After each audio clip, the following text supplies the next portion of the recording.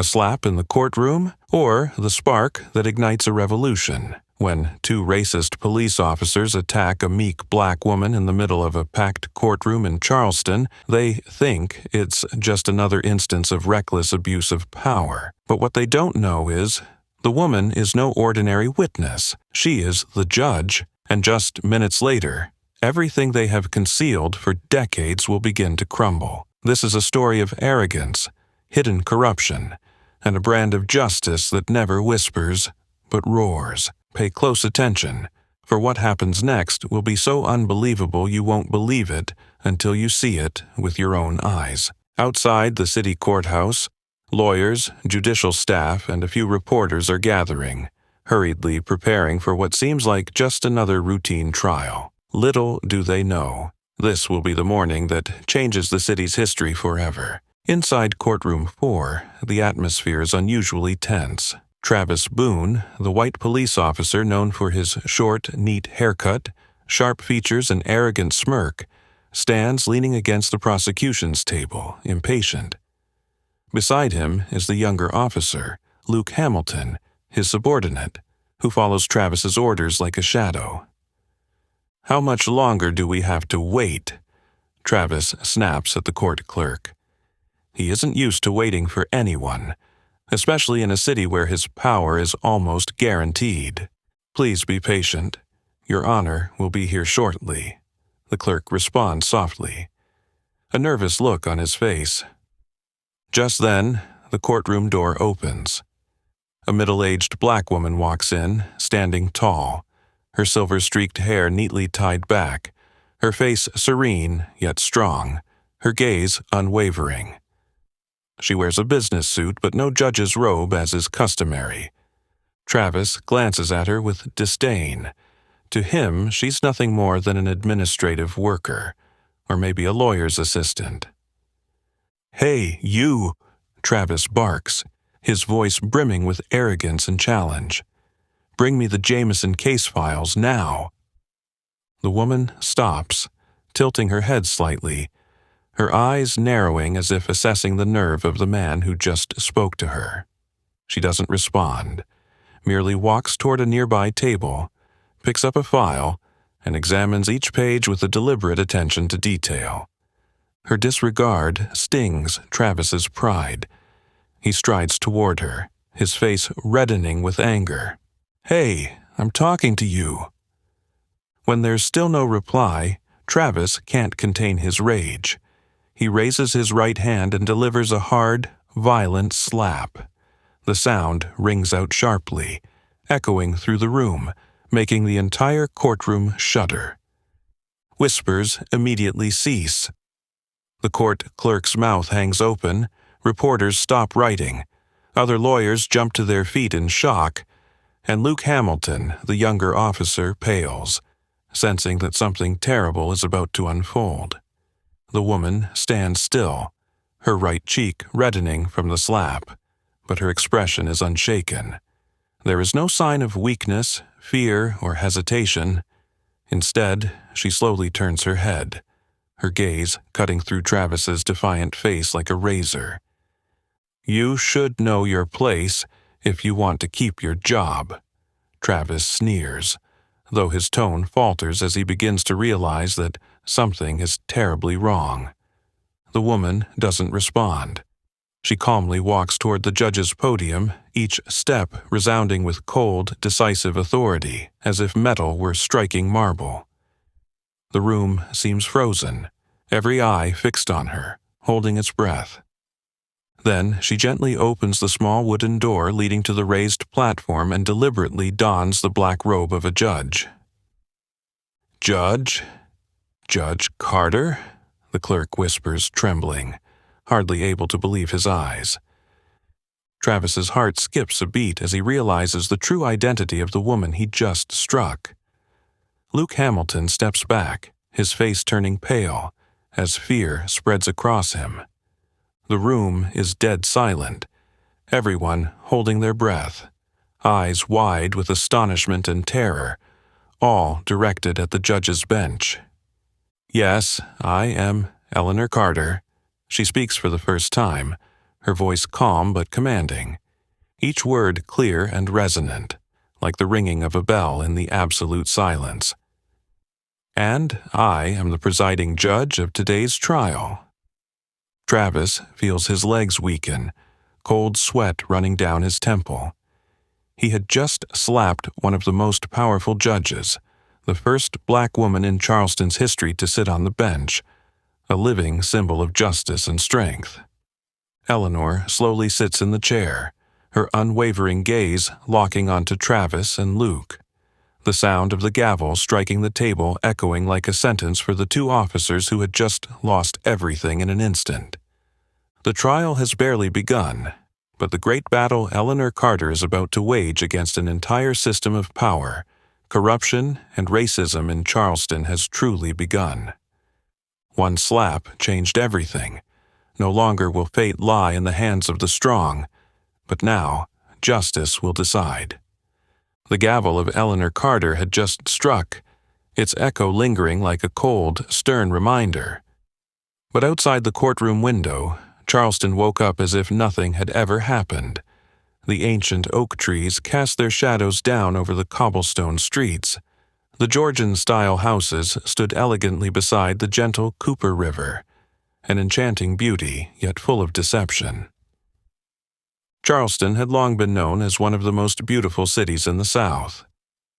Tourists loved the city for its grace, sophistication, and the nostalgia of its cobbled streets, leisurely horse-drawn carriages, and the countless grand mansions that once belonged to wealthy families of history.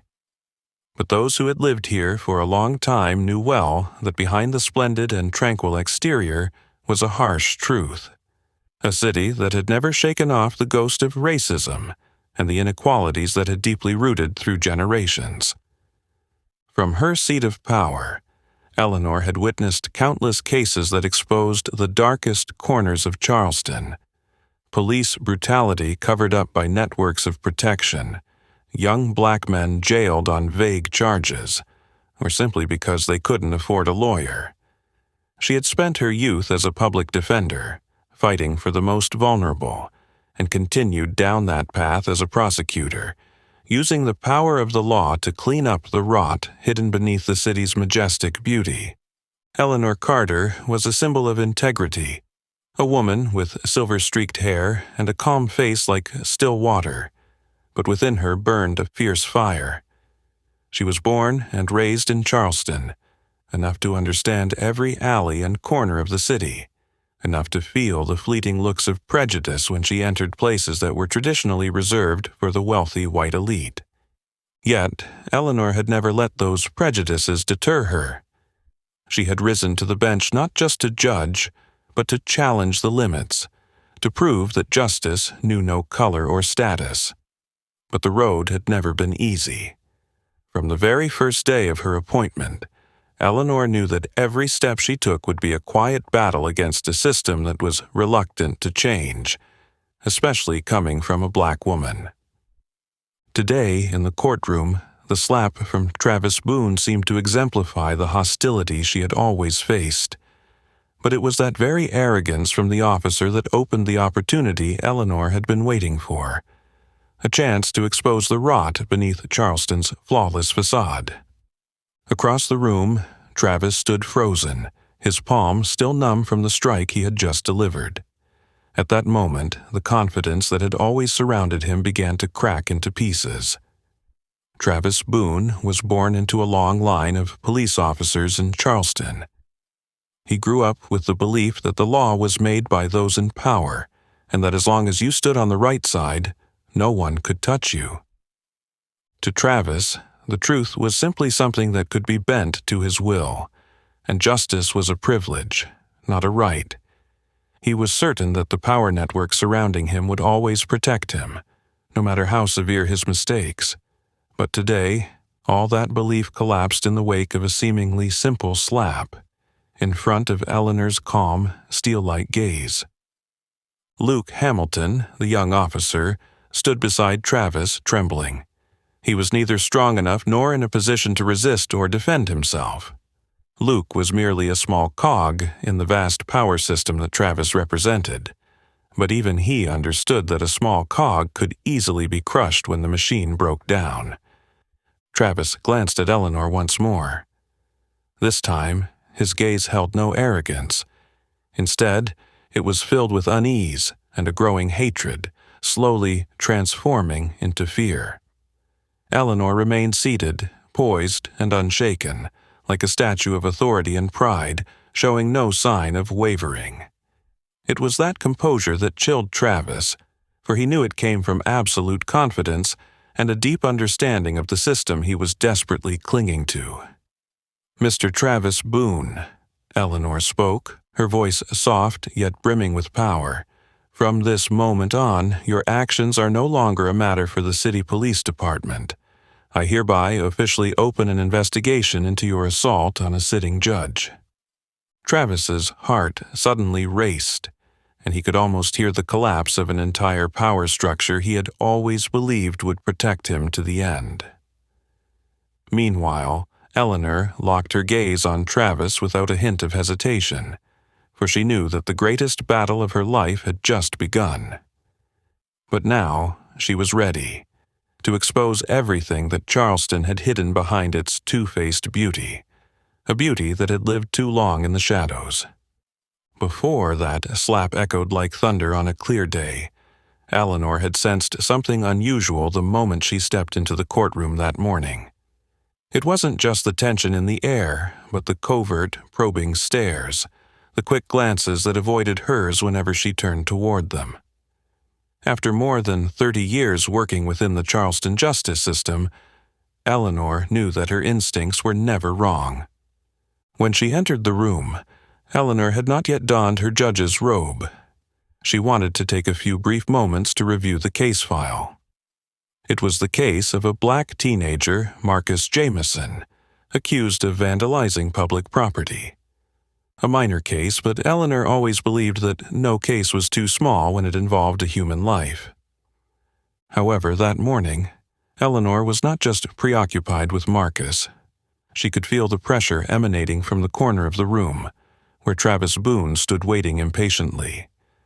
Eleanor knew all too well about Travis, a third-generation police officer in a long-established Charleston family, whose power had been built on a tangled network of relationships and an underground system of protection from the city's elite.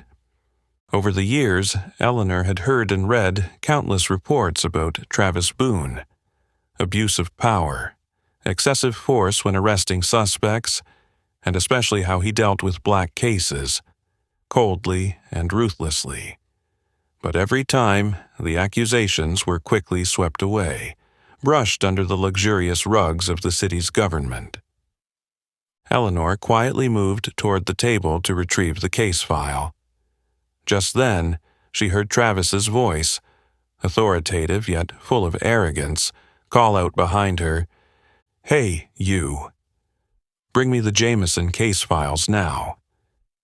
She didn't turn around immediately, trying to maintain her calm as she skimmed the final lines of the file.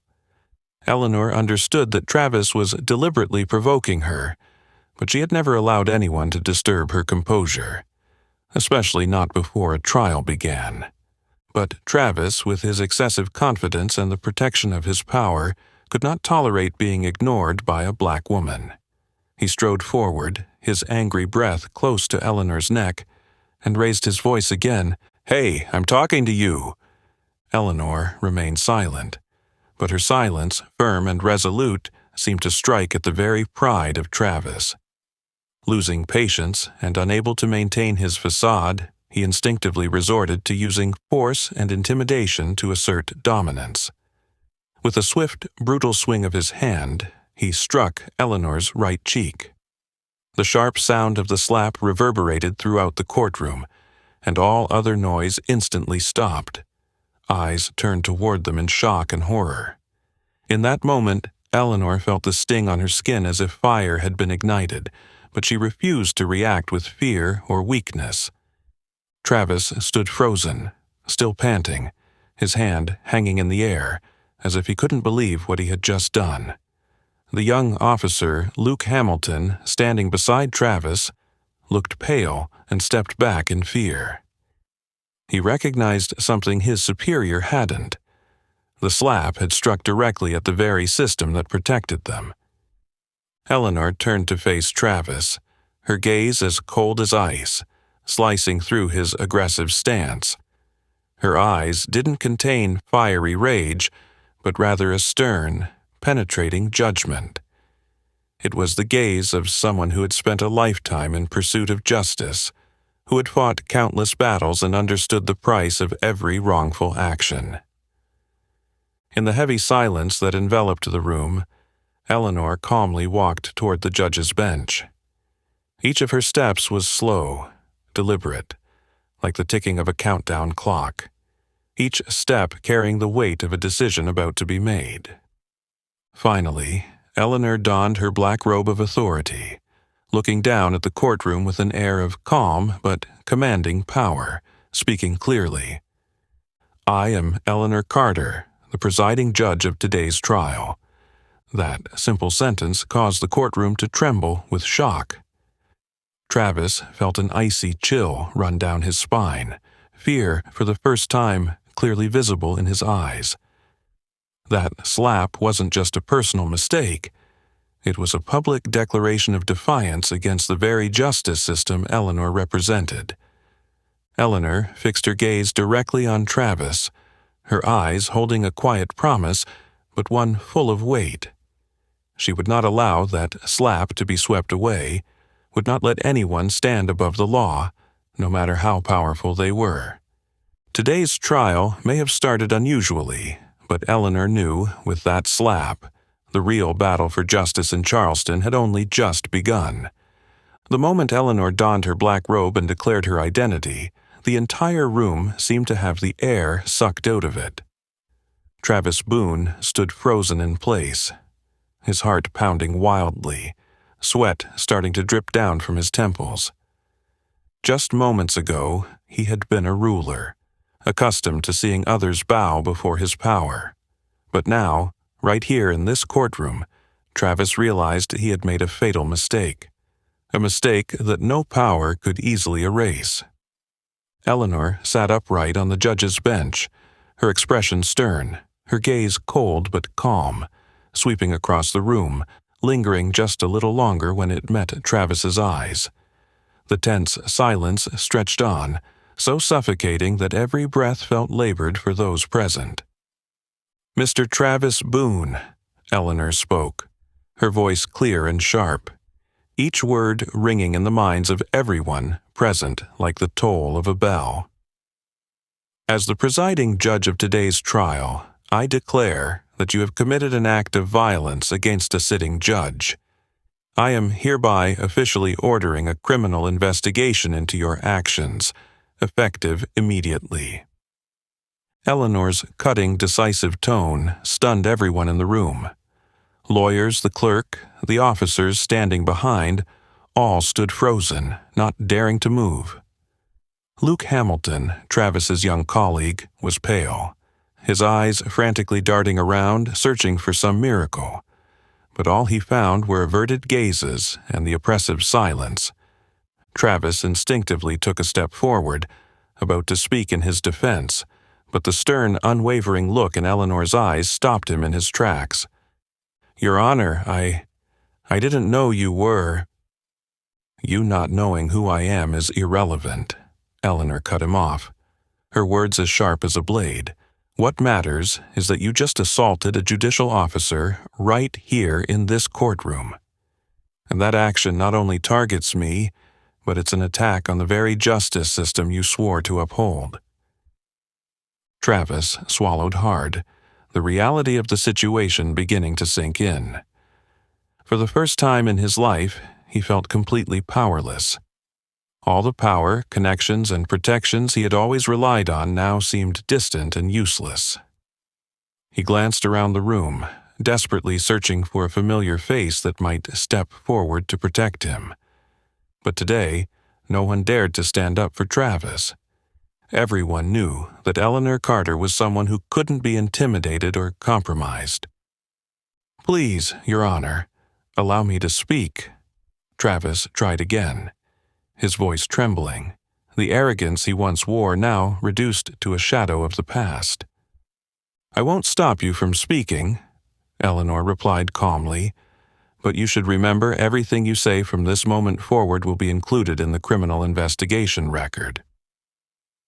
Her words hit Travis like a bucket of cold water, causing him to freeze, speechless. At that moment, he truly understood that he had no control left. The years of protection, concealment, and tolerance afforded to him by the underground power structures of Charleston were now crumbling right before his eyes. Eleanor slowly turned to the court clerk, her voice soft but firm, filled with authority. "Please make a note in the case file that I, Judge Eleanor Carter, have officially ordered a criminal investigation into Officer Travis Boone for assaulting and threatening a sitting judge." The clerk hurriedly nodded, hands trembling as he wrote, his wide eyes still in shock. The room remained enveloped in absolute silence. Eleanor stood up, locking eyes with Travis one final time. "Mr. Boone, today you will understand that true power does not lie in who has more strength, but in the truth and justice, and from this day forward, justice is what you will face, whether you're ready for it or not." Travis had no more words left to say. He stood frozen, his face pale as someone who had just lost everything, for he knew that Eleanor Carter wasn't just speaking empty words. What she had just declared would change the course of his life forever. Eleanor turned, walking out of the courtroom, her black robe flowing behind her like a banner of victory.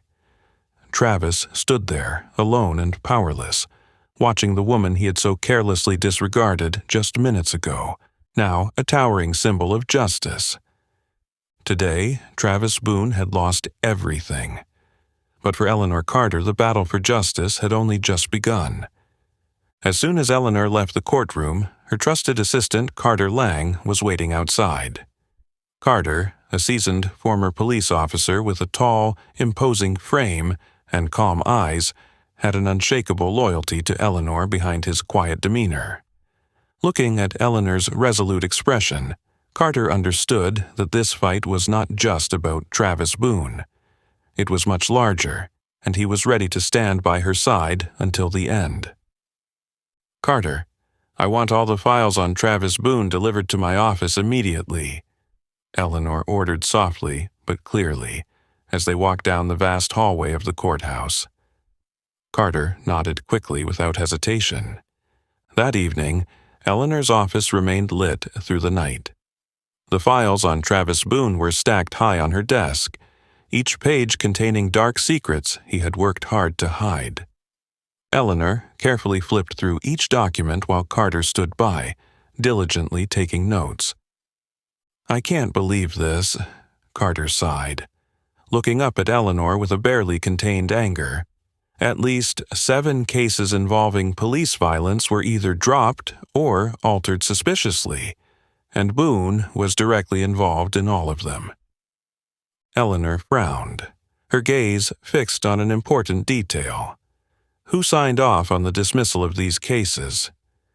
"Carson Ramsey," Carter answered immediately. "Senior Assistant Prosecutor. He's been consistently protecting Boone from serious charges." The name Ramsey made Eleanor's heart sink. She was no stranger to Carson Ramsey, a powerful figure in the judicial system, always appearing in expensive suits with a polished smile and smooth words. But Eleanor knew that beneath that perfect exterior was a man driven by ambition, willing to do anything to protect his position and power. "Ramsey couldn't have done this on his own," Eleanor said softly, as though contemplating something deeper. "There must be someone higher up helping him cover up these wrongdoings." Carter paused for a moment, then gently placed an older file in front of Eleanor. "There's another name that keeps appearing in the cases involving Boone. I think you need to be prepared for this." Eleanor slowly opened the file. Her heart skipped a beat when she saw the familiar signature on the important documents. It was the signature of Benjamin Howcroft, an esteemed senior judge who had once been a mentor, the man who had guided her and helped her take her first steps in this challenging judicial career.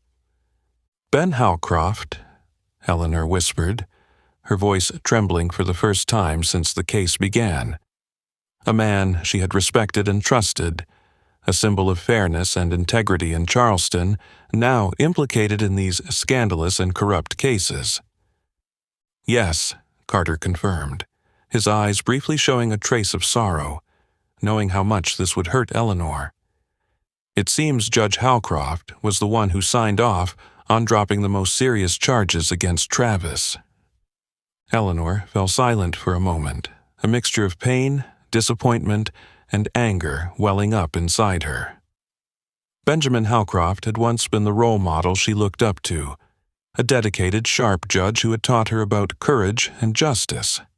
But now, the same man was entangled in the corrupt system she was fighting to dismantle.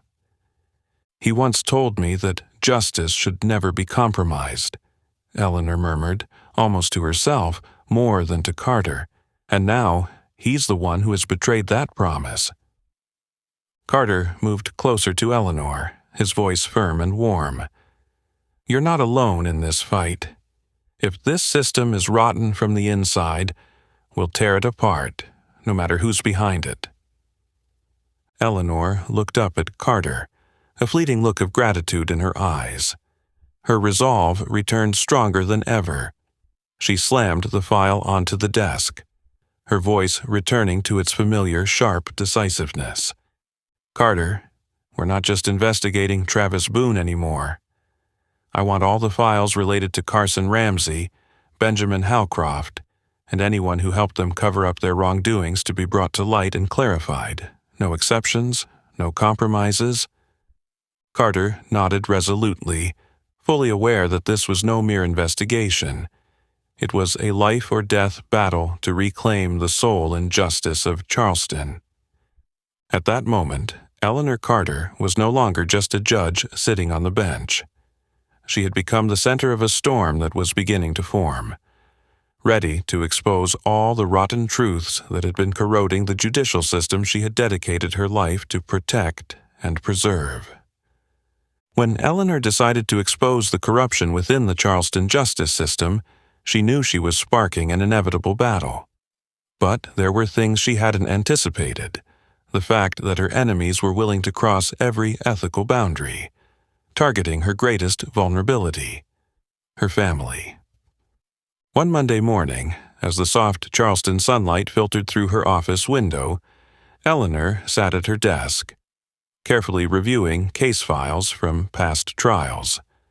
Her personal phone suddenly vibrated, a text message from an unknown number with no identifying sender.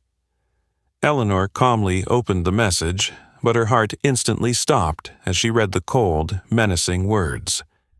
"You should know your place." There are things worth more than justice, aren't there, Judge Carter?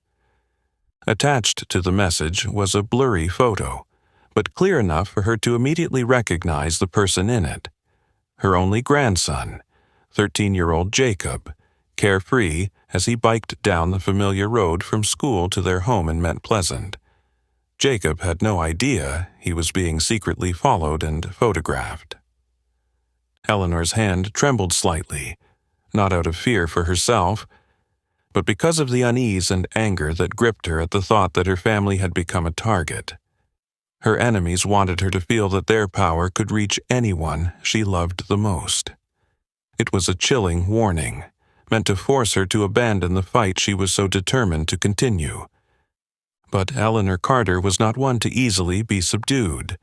She had spent years facing down the dark forces of Charleston, had endured hateful glances and cruel mockery, yet she had never backed down in the face of pressure or threats. Keeping her calm, Eleanor slowly called Carter Lang. A few minutes later, Carter appeared in her office, his face serious when he saw the rare look of concern in her eyes. "What's happened, Eleanor?" Carter asked quietly, his voice filled with concern. She silently handed him her phone, showing the photo and the message she had just received. Carter studied the details carefully, his face hardening with anger and worry. "They're starting to attack your family now," Carter said softly, his voice trembling with fury. "They want you to give up the investigation." "I know," Eleanor replied gently, struggling to contain the anger boiling within her. "But they've made a huge mistake. Instead of scaring me, they've forced me to act more decisively." Carter looked at Eleanor with both concern and admiration. He knew she would never back down, but this time the danger was far too close. "We have to do something to ensure Jacob and your family's safety first," Carter said, choosing his words carefully. "You can't ignore this threat." Eleanor nodded, her eyes shining with resolve. "I won't let them harm my loved ones. Call in the federal security, Carter. I want them to protect my family immediately. Jacob, my sister, and the house in Mount Pleasant need to be under 24/7 surveillance." Carter didn't hesitate, immediately pulling out his phone to make the necessary call. Eleanor sat there, staring out the window, a deep sadness settling in her heart. She knew that with this move, the battle between her and the shadowy figures behind Travis Boone had crossed a line. From now on, this wasn't just a fight against corrupt individuals. It had become a life-or-death struggle to protect everything she held dear. Later that afternoon, a team of federal agents quietly arrived at Mount Pleasant, swiftly establishing a security perimeter around Eleanor's family home. Jacob was discreetly picked up and dropped off at school each day by an unmarked vehicle, under strict surveillance. Eleanor felt some relief knowing her family was safe, but she understood that the real battle had just begun. In the days that followed, Eleanor continued to receive more veiled threats, each message growing more direct and ominous. "Do you really think federal protection can keep you safe forever? One day, they'll let their guard down. Don't wait until it's too late to regret this, Judge." But Eleanor remained silent, offering no response. She kept delving deeper into the files on Travis Boone, Carson Ramsey, and Judge Halcroft, determined to uncover the full truth, even though she knew that the deeper she went, the greater the danger became.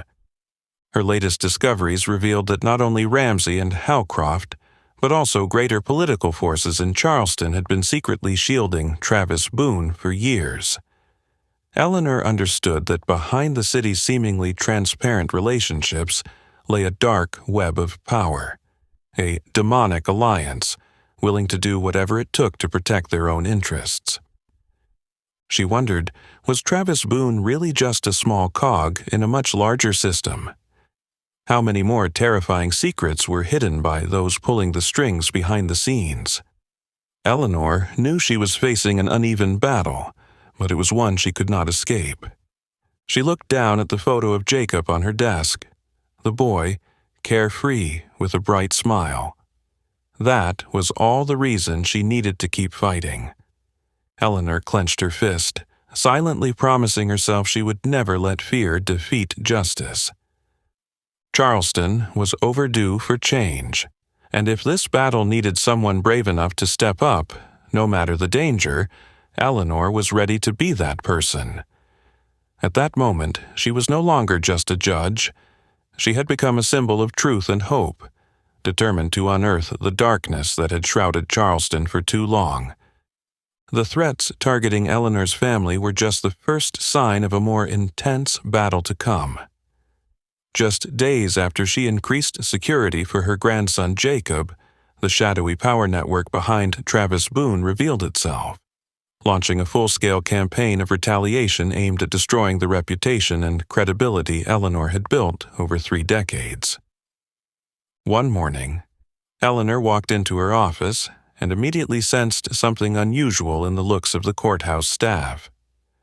People who always greeted her warmly suddenly avoided eye contact, and lively conversation ceased as she walked by.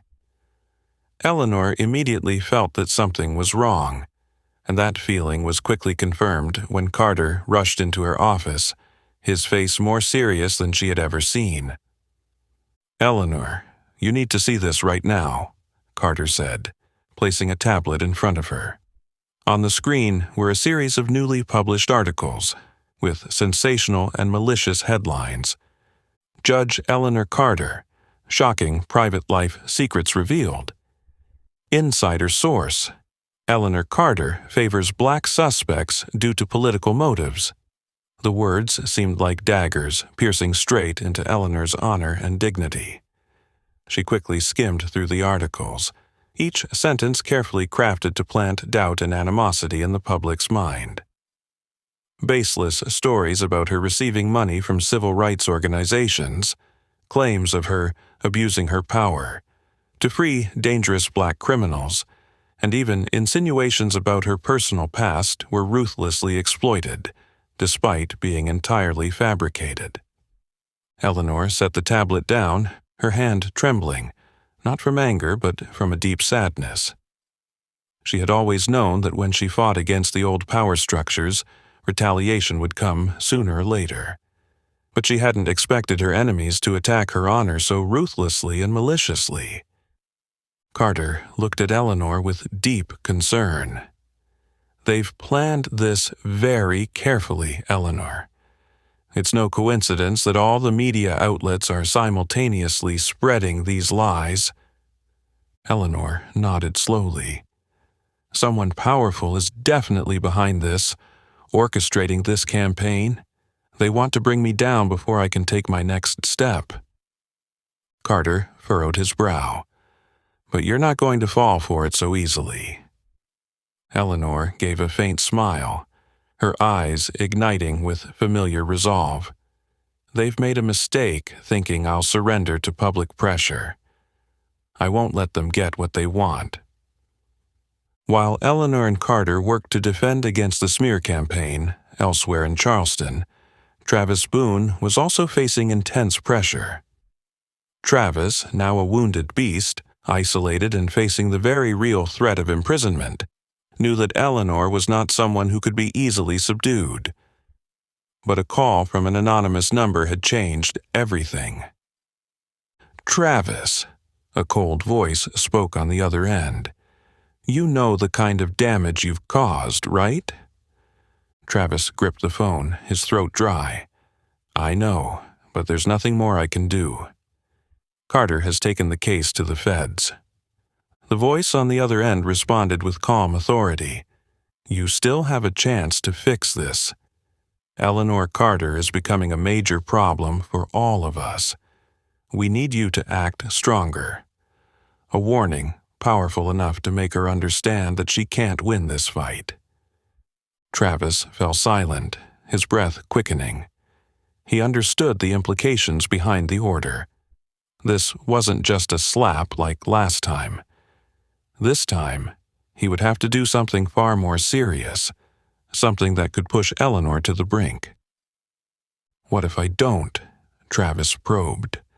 The voice on the other end chuckled softly, coldly. "You know what will happen if you refuse, Travis.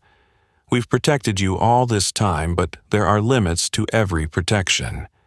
If you don't do this, all the real files on you will be sent straight to Mrs. Carter. At that point, even Judge Halcroft won't be able to save you." The call ended abruptly, leaving Travis drowning in despair and panic.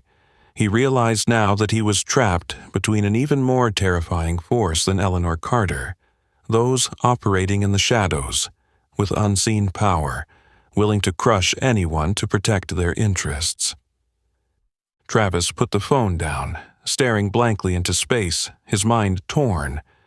On one side was the risk of losing everything, imprisonment and disgrace. On the other, the brutal command that forced him to continue committing crimes.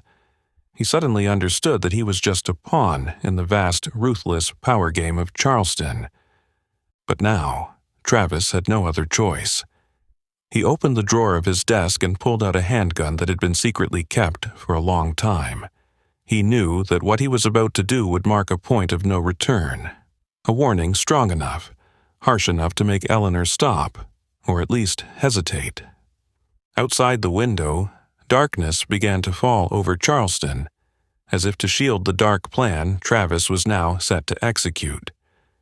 In the silent room, Travis trembled as he looked at the gun, knowing that from this moment on he could never go back to his old life. Meanwhile, across town, Eleanor stood firm by her office window, looking out over the bustling streets below. She could feel that the battle had reached its peak. But Eleanor had made a decision long ago. No matter how thick the darkness was, she would never step back. To save Charleston, she was ready to face everything, even if it cost her life. As the darkness enveloped Charleston, Eleanor Carter knew she could no longer stand by and wait. The retaliation from the shadows was clear, vicious, and direct. Now she understood. This battle was no longer just a case, but a fight to reclaim the soul of a decaying system manipulated by invisible powers. Immediately following the media smear campaign against her, Eleanor received a call from federal agent Rosalind Keene. Rosalind was a strong, sharp woman, known for her cold, decisive manner and her expertise in corruption cases and power protection. Eleanor knew that Rosalind was someone she could trust absolutely in this critical moment. They met in a secure office in the Federal Center, heavily protected. Rosalind Keene sat across from Eleanor, her sharp eyes focused on the classified documents they had just gathered. On the table were numerous files, recordings, and evidence showing that the network protecting Travis Boone wasn't just a small conspiracy, but a complex underground organization run by the true power players of the city. "They want you to stay silent," Rosalind said bluntly, her eyes never leaving Eleanor's. "The media campaign was just the tip of the iceberg, but we've traced the connections, and now we have enough evidence to expose the entire network." Eleanor looked at Rosalind with determination. "I'm ready to pay any price to bring the truth to light. But we must act quickly. Travis Boone has just received a more forceful order, and I believe he's about to do something extremely dangerous." Rosalind nodded and placed a file on the table, opening it in front of Eleanor. Inside were images, documents, and classified reports showing a vast network of senior police officers, prosecutors, and even some of the most powerful politicians in the city. Among the names listed, Eleanor recognized several familiar figures, notably Carson Ramsey and Judge Benjamin Halcroft. "We've gathered evidence that Carson Ramsey didn't just cover up Boone's cases, but also received large bribes from the economic powers behind him," Rosalind explained. "But the most dangerous person is Benjamin Halcroft. He's been protecting this network from within the courts for years." Eleanor sighed, her voice tinged with bitterness. "I never thought the man who mentored me could betray justice like this, but no matter who he is, I will bring him into the light." Rosalind nodded, her resolve firm. "We'll work with you to expose them all, but first we need to catch Travis Boone. He's a crucial link, holding many of the network's secrets. If we can force him to talk, their entire system will collapse." Just then, Rosalind's phone rang. An agent's voice came through urgently. "We've located Travis Boone. He's heading towards Judge Carter's house." Eleanor's heart skipped a beat. She stood up quickly, panic flashing in her eyes for the first time. "Jacob, they're targeting my family again."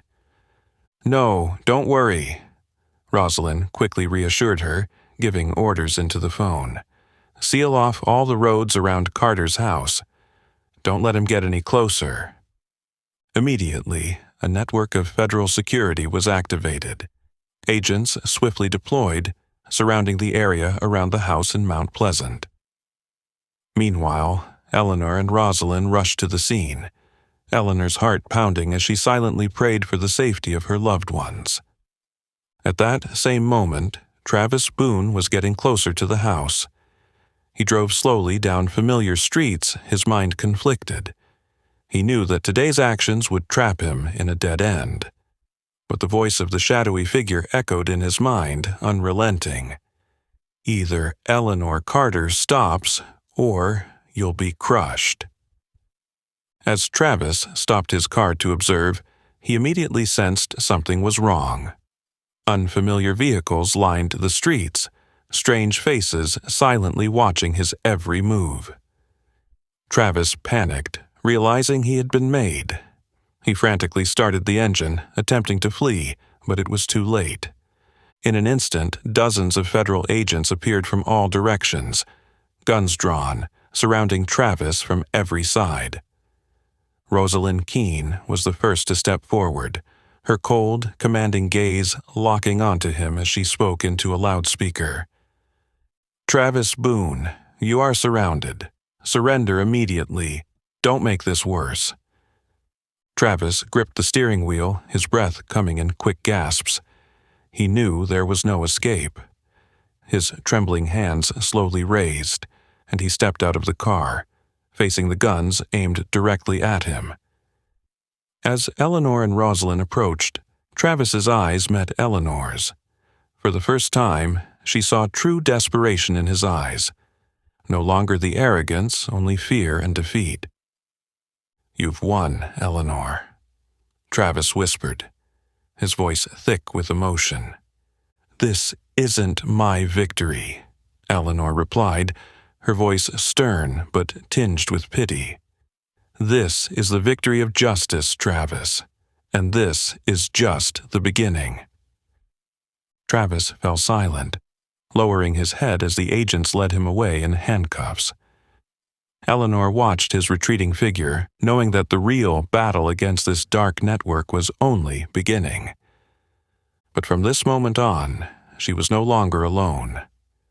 She had Rosalind Keene, Carter Lang, and Justice standing beside her, ready for a fierce pursuit to expose the shadowy figures who had manipulated Charleston for far too long. From the moment Travis Boone was led away in handcuffs, witnessed by Eleanor and Rosalind Keene, Eleanor understood that this battle had entered an entirely new phase. Capturing Travis was just the beginning. The true target was the person behind him, the ones who had been manipulating the system and protecting him all these years, the ones she needed to expose. Eleanor didn't hesitate. That very evening, she and Rosalind returned to the Federal Investigation Center, a large room filled with digital screens and piles of classified documents covering the table. Carter Lang was also there, his face serious as he joined Eleanor and Rosalind in reviewing the evidence gathered from Travis Boone's arrest. In the quiet room, they silently watched footage taken from hidden cameras installed by federal agents at the secret meeting spots between Travis and his accomplices. Each clear image appeared on the screen, capturing clandestine meetings between Travis Boone, Carson Ramsey, the powerful senior assistant prosecutor, and notably Judge Benjamin Halcroft, who had once been Eleanor's mentor. The evidence was undeniable and irrefutable. In one key video, Halcroft, as calm as ever, spoke to Travis in his steady voice. "Keep doing exactly what you've been doing. Carson and I will make sure no case touches you. Just remember, always know where the limit lies." The familiar voice sent a chill down Eleanor's spine. It was Halcroft, the man who had taught her the first lessons of judicial ethics. Now, he was breaking all of those principles, using his power and influence to shamelessly twist justice. Rosalind turned to Eleanor, her voice resolute. "We have enough evidence to indict not only Ramsey and Halcroft, but several high-ranking officials in Charleston's government. Once this evidence is made public, no one will be able to cover for them anymore."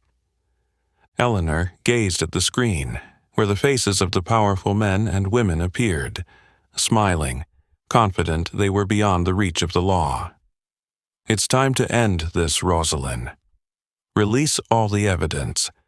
We need to let the people of Charleston know the truth. The very next morning, Eleanor and Rosalind held an emergency press conference right outside the city courthouse. A crowd of reporters crowded the steps, microphones and cameras trained on Eleanor as she stepped up to the podium. She took a deep breath before speaking, her gaze unwavering as she addressed the cameras. Today, we are releasing clear evidence of a serious corruption and protection network that has existed within the Charleston justice system for many years. Eleanor began, her voice firm and commanding. Behind her, a large screen showed video clips and audio recordings being made public one by one. Ramsey quietly discussing with Travis about dismissing serious charges. Howcroft calmly promising that no one would dare to touch Travis as long as he remained in power, and documents showing large sums of money being transferred into the anonymous accounts of relatives of high-ranking officials. Charleston was shaken to its core by the vivid, undeniable evidence. The public, long suspicious of what lurked behind the polished exterior of the city, was now confronted with the horrifying truth about a justice system deeply manipulated by corruption. Within hours of the press conference, numerous arrest warrants and suspensions were carried out across the city. Carson Ramsey, surprised and furious, was escorted out of his office by federal agents in broad daylight. Judge Benjamin Howcroft, once the most respected figure in the court, walked heavily with empty eyes as he was led away by police, his colleagues looking on in shock. But it didn't stop with the two major figures. Several senior leaders within the police department and local government were also immediately suspended, as evidence showed they had either directly or indirectly been involved in protecting Travis and covering up years of corruption. News of the case spread quickly throughout the city, sparking a wave of anger in the community. Social justice groups, the Black community, and those who had suffered under the network gathered outside the courthouse, holding banners demanding that justice be fully enforced. Eleanor looked down at the crowd from her office window, a mix of relief and responsibility weighing on her heart.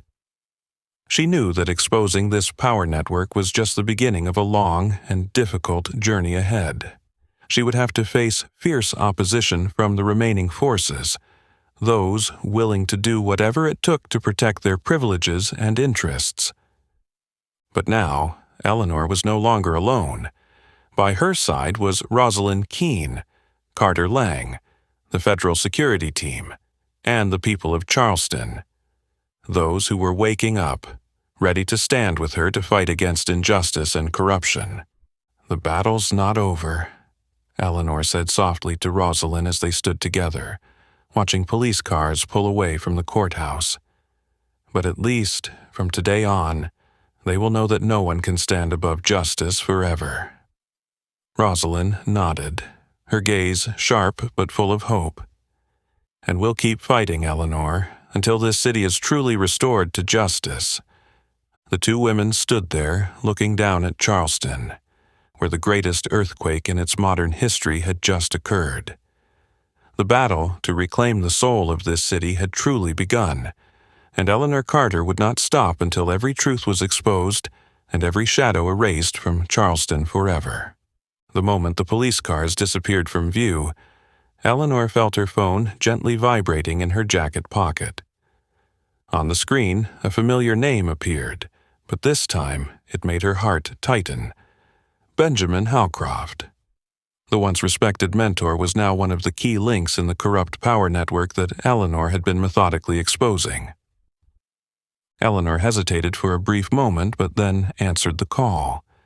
The voice, once a source of comfort and encouragement during her early years, now sounded cold, distant. "Eleanor, do you realize what you've just done?" Howcroft's voice was steady, but carried a deep warning. "I've done what I had to do," Eleanor responded calmly but firmly. "You know I cannot remain silent when I see justice being trampled like this." "Justice?" Halcroft laughed lightly, bitterly, and with sarcasm. Justice isn't as simple as you think. This city exists on a very fragile balance. What you're doing isn't building. It's destroying everything we've worked so hard to protect for decades. Eleanor gripped the phone tightly, her voice growing firmer. You call protecting someone like Travis Boone, covering up acts of brutality and corruption, protecting the balance? Halcroft sighed, a heavy silence before he spoke, his voice dropping into an ominous tone. Eleanor, I trusted and mentored you because I saw great potential in you, but you have to understand that the people you're up against are far stronger than you imagine. If you continue, the consequences will be beyond anything you can fathom. I can't turn back, Ben, Eleanor replied decisively, and no matter how powerful they are, the truth will come to light.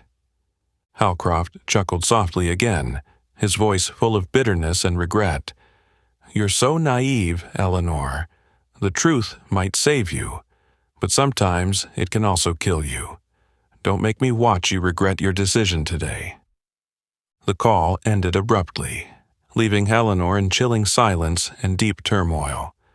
A part of her felt pain because the man she had once respected had betrayed the values he had taught her. But a greater part of her understood that this was a sign that the system was beginning to fight back fiercely, and she would have to be ready for an even tougher battle ahead. That evening, Eleanor, along with Carter Lang and Rosalind Keene, gathered in her office to review the confidential documents she had quietly kept over the years. These were personal notes, secret files, and confidential reports from inside sources. Documents she had carefully stored, always telling herself that she would only release them when absolutely necessary to protect herself and uncover the truth. Eleanor, are you sure you want to release all of this? Carter asked quietly, his eyes full of concern as he looked at the thick file in front of them. Eleanor nodded slightly, her gaze resolute. We have no other choice. They've declared war, and the public deserves to know the full truth. Rosalind, standing nearby, silently flipped through the pages. Each document revealed explosive secrets, records of major cases being interfered with, lists of bribe payments, and recordings of phone calls between Halcroft, Ramsey, and high-ranking city officials. This evidence didn't just implicate a few individuals. It exposed a vast power network manipulating everything from the courts, police, to city government. These revelations are enough to shake the entire system, Rosalind said, her face a mix of astonishment and excitement. We'll make the heads of this system accountable. Eleanor looked directly into Rosalind's eyes, her voice unwavering. Yes. They thought I would be afraid and stay silent. But now it's time for them to realize that their biggest mistake was underestimating the power of the truth. The very next morning, the confidential files were made public across all media platforms. Charleston was rocked by the revelations. Illicit funds funneled into the accounts of high-ranking officials, cases manipulated shamelessly, and most importantly, the protective relationship between Judge Halcroft, Prosecutor Ramsey, and Travis Boone. The public's response was immediate and explosive. Thousands of people took to the streets, demanding that all those involved be held accountable. Under pressure from the public, the federal government was forced to take stronger action, initiating wide and aggressive investigations. Benjamin Halcroft and Carson Ramsey, along with many other senior officials, were quickly escorted for public questioning. The event felt like a storm ripping through the city, tearing down the barriers the old power system had built to protect itself. From her office, Eleanor quietly watched the collapse of a system she had once been a part of. She knew the battle wasn't over, and the powerful people behind it wouldn't easily accept defeat. But now, She also understood more clearly than ever before. Real power didn't lie with the strongest, but with those who dared to stand for justice. Eleanor turned to Carter and Rosalind, her eyes glowing with renewed confidence. "We've stirred the waves, and no matter what, I will stand firm." They looked at each other, knowing that from this point on, nothing could stop the journey to reclaim justice for Charleston. No matter how powerful and stubborn the villains were, they would have to face the unshakable power of the truth that Eleanor Carter was determined to protect at all costs. Once the truth was revealed, it could not be retracted. After Eleanor released the classified documents about the corrupt power network in Charleston, the entire city's public attention and judicial authorities turned to a long-awaited trial. The trial of Travis Boone. For the first time in modern Charleston history, this trial wasn't just about prosecuting a single police officer. It was a trial of an entire system of corruption and abuse of power that had lasted for decades. That morning, the sky over Charleston was unusually overcast. Gray clouds loomed over the city, almost as if foreshadowing the tension and drama about to unfold in the courtroom. All around the courthouse, thousands of citizens gathered early, holding up signs demanding justice, protesting the corrupt judicial system, and cheering for Eleanor Carter, the woman who had bravely stood up against the powers in the shadows.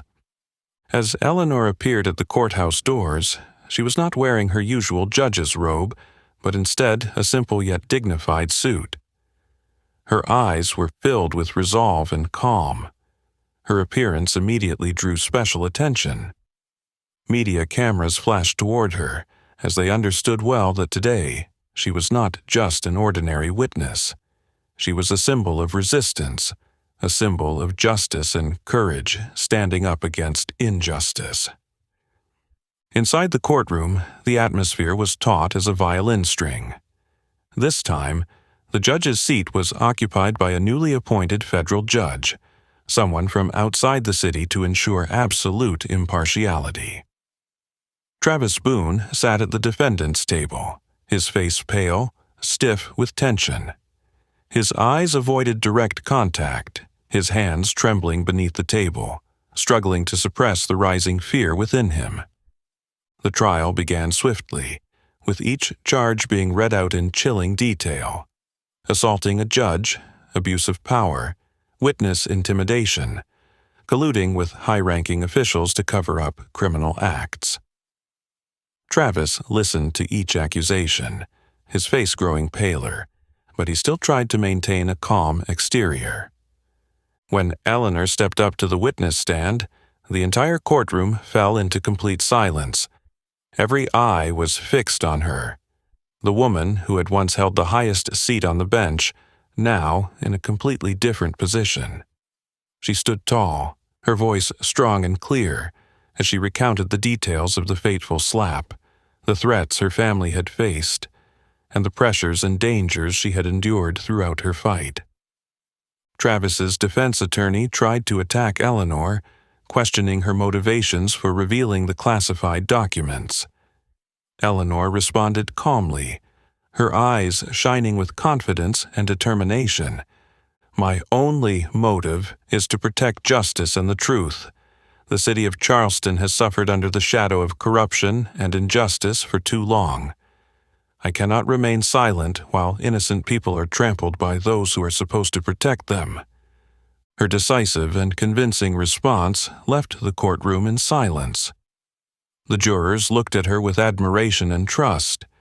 In contrast, Travis became increasingly frantic, realizing that the protective network that had shielded him was beginning to crumble. The next witnesses took the stand, each providing evidence and testimony that pushed Travis further into despair. Rosalind Keene detailed the findings from the federal investigation. Records of bribery transfers, audio recordings of secret calls between Travis, Carson Ramsey, and Judge Halcroft. Each piece of evidence, each witness brought the vast network of power behind Travis into clearer view than ever before. When Judge Benjamin Howcroft took the stand as a defendant in the case, the courtroom erupted with an intensity never seen before. Howcroft, once a symbol of justice in Charleston, now stood before the public with a bitter look in his eyes, silently listening to the charges against him. His appearance and fall from grace marked the complete collapse of faith in the old judicial system in the city. After several days of intense proceedings, the trial finally reached its conclusion. The jury didn't take long to reach a verdict. Travis Boone stood, hearing his sentence with a completely blank expression. He was found guilty on all charges, including assault, abuse of power, and obstruction of justice. The trial ended, but its reverberations would last forever in the hearts of Charleston's people. As Travis was escorted out of the courtroom, Eleanor watched his figure retreat, feeling no joy in his conviction.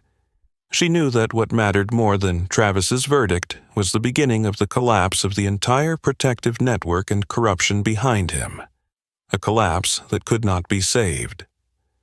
Outside the courthouse, the crowd erupted in joy. They chanted Eleanor's name, calling her a symbol of justice and courage.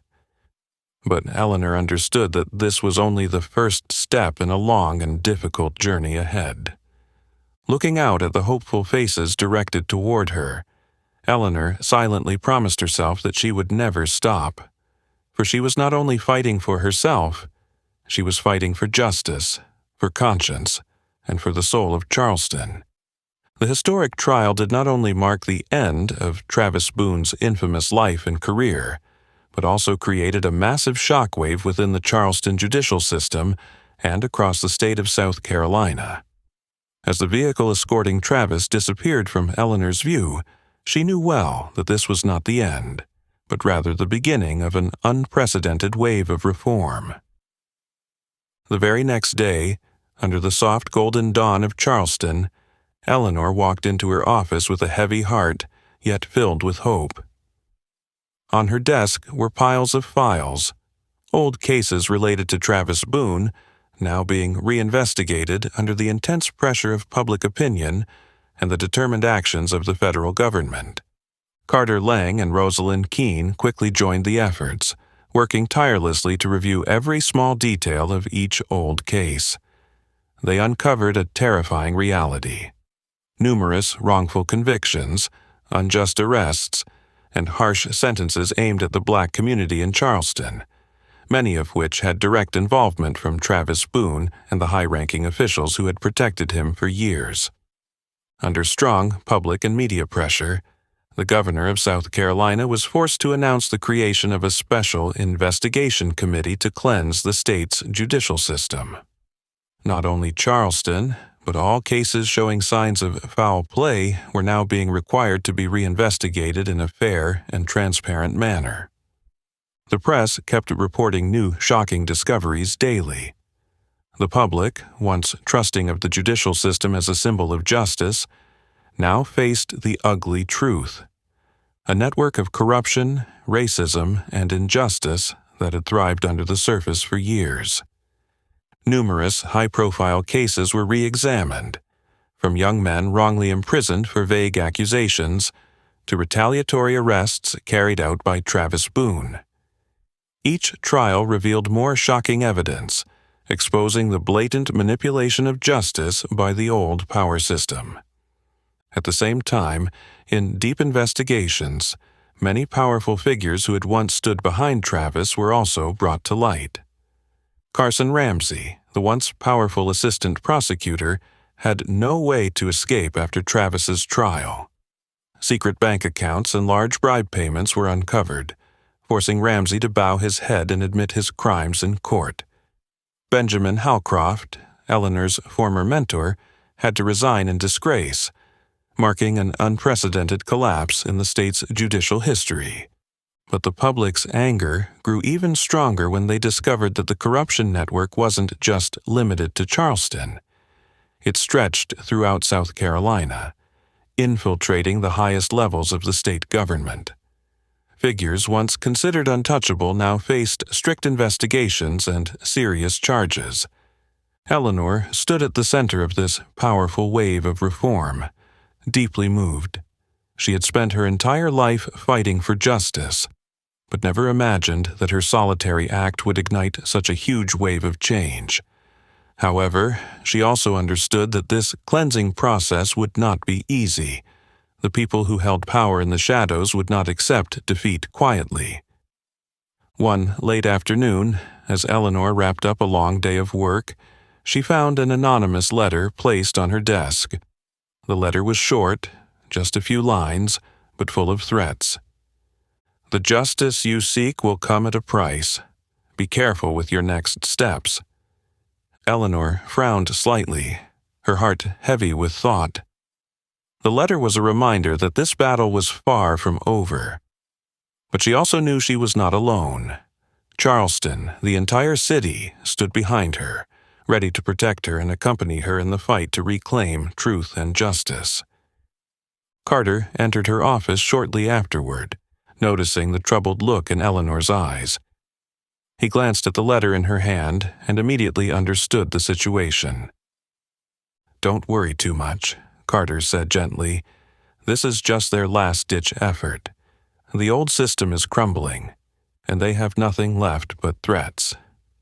Eleanor nodded, her eyes still focused on the window, where the sunset over Charleston painted the sky a deep red. "I know that, Carter.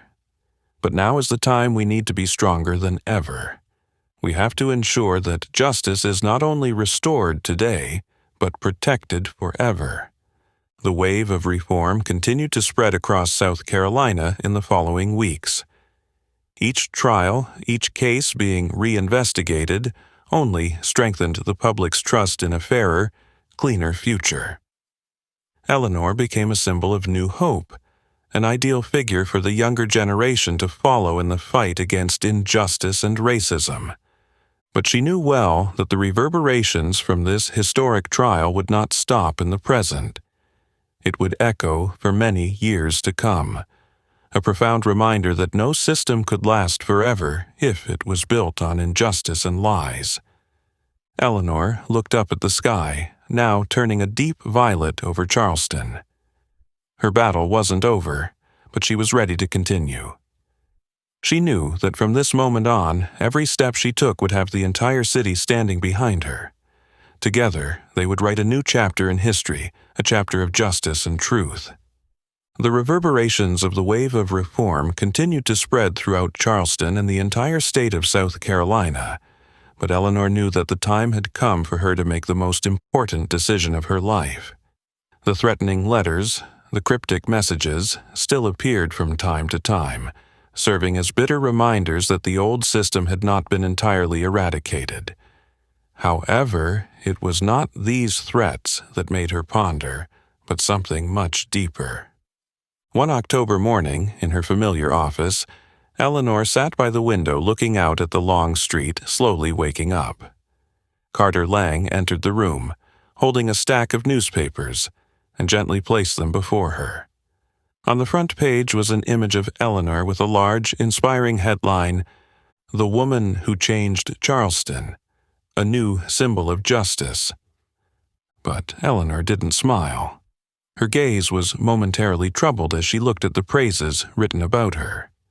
She turned to Carter and quietly asked, "Do you think this change will last long if it depends on just one person like me?" Carter was briefly surprised by her question, but quickly understood the deeper meaning behind it. He looked at Eleanor with understanding and gently replied, "I think you've sparked a change far bigger than you imagined. This city will not easily return to what it was before." Eleanor nodded, her eyes still distant, gazing at the horizon. "I know, but I also understand that true justice should not and cannot depend on one individual alone. I don't want this reform to be forever tied to my name. It must belong to the people and be carried on by the next generation." Carter looked at Eleanor, his expression tinged with concern. but then he realized that her decision was well thought out. He slowly asked again, just to be sure, "You really want to step down now?" Eleanor smiled gently, her smile calm and composed, more confident and serene than ever. "This is the right time, Carter. If I stay, this reform will always bear my name, and it won't grow any bigger.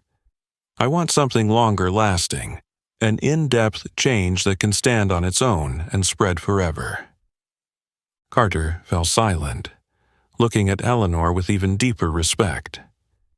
He understood that she wasn't stepping down out of fear or external pressure, but because she was thinking of something bigger, a future where the change would be sustainable and not dependent on any one individual.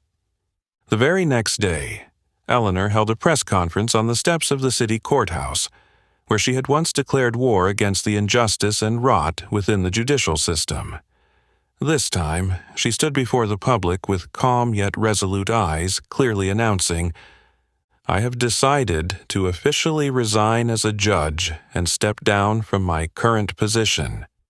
It's not because I feel I've completed everything, but because I believe it's time to hand over the leadership of this reform to younger people, to the next generations. True justice should not and cannot depend on one individual. I want this reform to become a collective responsibility for all of us." Charleston fell silent for a moment before erupting in cheers and applause, filled with deep emotion.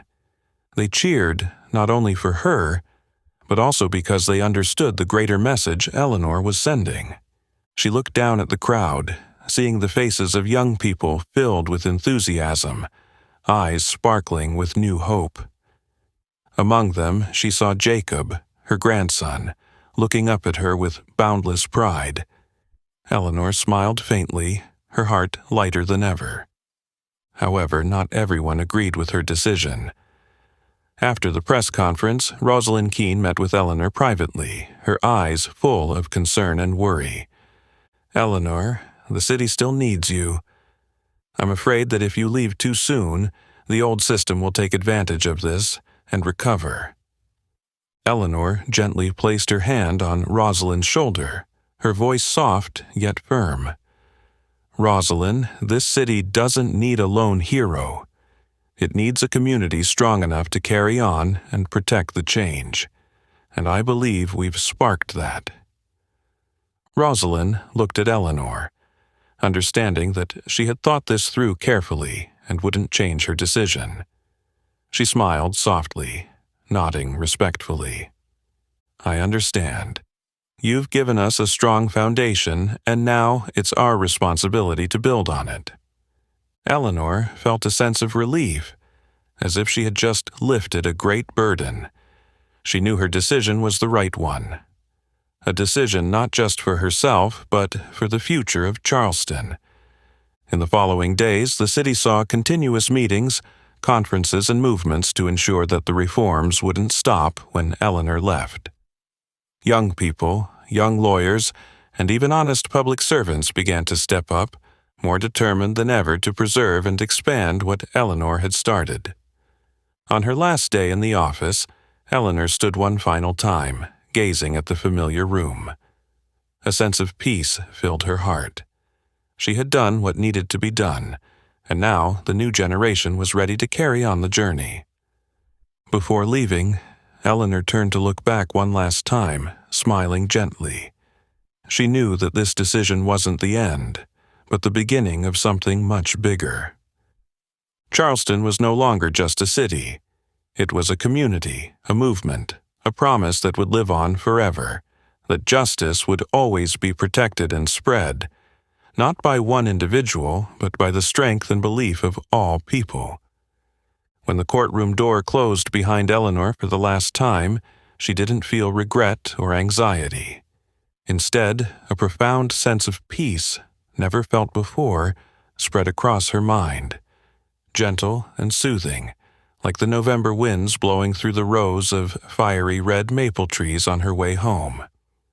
It was the peace of someone who knew they had completed their mission, and could now safely entrust everything to the next generation. Back at her small house in Mount Pleasant, which had always been her haven of peace, Eleanor felt as though she had just returned from a long journey. In the sunlit garden, Jacob, her grandson, was waiting with a bright smile. The boy, now much more mature after the events that had unfolded, ran up to embrace her, his eyes shining with pride and happiness. "Aunt Eleanor, everyone's talking about you everywhere," Jacob said cheerfully, his eyes glowing with pride. "My friends at school say you're a hero, someone who changed the city." Eleanor gently sat down on the porch steps, softly stroking Jacob's head, smiling with a gentle yet serious expression. "Jacob, I'm not a hero. What I did was just the duty of an ordinary person who had the courage to stand up for the truth." Jacob tilted his head, looking at Eleanor with a hint of confusion. "But if it wasn't for you, do you think everything would have changed like this?" Eleanor gazed out at the row of maple trees swaying gently in the afternoon breeze. Her voice was soft but full of certainty. "Jacob, there are times when change needs someone to stand up and light the way. But I didn't create this change alone. I just sparked a small flame, and it is the community that will keep that flame burning. People like you, the young ones, are the ones who will listen, embrace, and continue acting for the truth." Jacob was silent for a moment, then gently nodded, as if understanding something very important. "I understand now, Aunt Eleanor. What matters isn't what one person can do, but how everyone works together afterward, right?" Eleanor nodded proudly, looking deeply into his eyes. "Exactly, Jacob. Truth and justice are never the work of just one person. I was just the one to open the first door. Keeping that door wide open and protecting those who pass through it is the responsibility of everyone. Yours, your friends, and all of us." Jacob looked at her, his eyes full of determination. "I will always remember that. I'll tell my friends about you, about what you did, and we won't let the truth you fought for be forgotten." Eleanor gently placed her hand on Jacob's shoulder, her heart filled with emotion and happiness. This was the real legacy she wanted to leave. Not personal fame, not the veneration of one person, but the understanding and responsibility that would spread throughout the community. In the days that followed, Eleanor spent her time tending to her small flower garden, savoring each peaceful moment with her family. Charleston gradually stabilized, but the wave of reform continued to grow. The young people rose up, continuing the fight, preserving the values Eleanor had sacrificed so much to protect. She saw it in the morning news, in the conversations on the streets, in the eyes and smiles of the people whenever she passed through town. Though the memories of the tense battle occasionally passed through her mind, Eleanor never regretted her decision. She understood that the true value of those sacrifices wasn't in whether she succeeded or failed, but in the change that had been sparked and continued to spread, independent of any one individual. One peaceful evening, as the sunset gently descended over the trees, Eleanor and Jacob sat together on the garden bench. She looked at Jacob, her voice gentle yet serious. "Do you know, life is like our garden. If you only plant one flower, no matter how beautiful it is, it will eventually fade. But if you plant many flowers, nurturing and watering them every day, the whole garden will always bloom. Justice and truth are the same, Jacob. They can't rely on just one person, no matter how strong that person is. It has to be the responsibility and effort of everyone working together." Jacob listened silently, his eyes filled with contemplation, then softly spoke. "I promise you, I'll never forget that. I'll keep planting lots of flowers, just like you did, and I'll tell everyone about this garden." Eleanor smiled gently, her heart filled with joy and peace. That was all she wanted to hear, all she had worked so hard to achieve throughout her life. Outside, the evening sunlight gradually dimmed, leaving the sky ablaze with shades of orange and purple. In that moment, Eleanor knew she had completed her mission.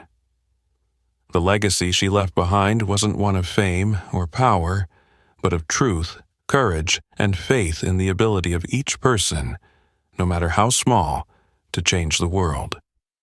And it was this that would last forever, through each generation, through every story, as an eternal reminder that truth must always be illuminated, and listening and acting, that is the responsibility of all of us. The story of Judge Eleanor Carter is not just the battle of a courageous woman against a system of corruption and racism. It is a story about the power of truth, about the responsibility of each of us to uphold justice and fight for what is right. Eleanor sparked the first flame, but for that flame to keep burning, it takes the collective effort of everyone. And what about you? If you were in Eleanor Carter's shoes, would you have the courage to stand up for the truth? Please comment below to share your thoughts. Don't forget to share this story to spread the powerful message of justice and truth. And be sure to subscribe to our channel to continue following the next inspiring stories. Goodbye and see you soon.